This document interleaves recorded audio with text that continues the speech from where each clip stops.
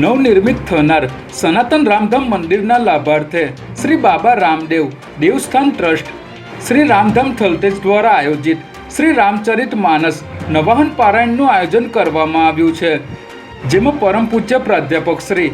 રાજેન્દ્ર પ્રસાદ શાસ્ત્રીજીની વ્યાસપીઠે કથા પ્રારંભ થશે ત્યારે આ કથાના પ્રારંભે ગઈકાલે રવિવારના રોજ પોથી યાત્રા યોજાઈ હતી, જેની મુખ્ય યજમાની શ્રી અરવિંદભાઈ નાનસા પટેલ પરિવાર દ્વારા કરવામાં આવી હતી। આ પોથી યાત્રામાં કાશીબા નિવાસ સ્થાન મકાન નંબર 46 પંચામૃત બંગલોઝ વિભાગ 2 સોલા અમદાવાદથી બપોરે 12:39 કલાકે વિજય મુહૂર્તમાં નીકળી કથા સ્થળ અવધપુરી ધામ સરદાર પટેલ ગાર્ડન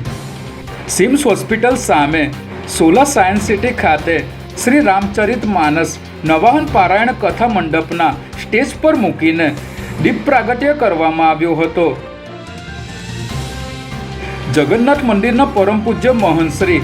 મહામંડલેશ્વર દિલીપદાસજી મહારાજ, પરમ પૂજ્ય પ્રાધ્યાપક શ્રી રાજેન્દ્ર પ્રસાદ શાસ્ત્રીજી, પરમ પૂજ્ય વૈષ્ણવ સમ્રાટ મહંત શ્રી મોહનદાસજી મહારાજ, પ્રમુખ શ્રી નીતિનભાઈ પટેલ, કથાના મુખ્ય યજમાન શ્રી અરવિંદભાઈ પટેલ, કથાના સહયજમાન શ્રી બળવંતભાઈ પટેલ, સર્વે ટ્રસ્ટીઓ, આયોજક કમિટી તથા શ્રી સાઈ સેવા સમિતિ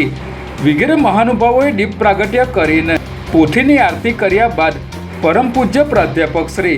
રાજેન્દ્ર પ્રસાદ શાસ્ત્રીજીની વ્યાસપીઠે કથાનો પ્રારંભ કરવામાં આવ્યો હતો।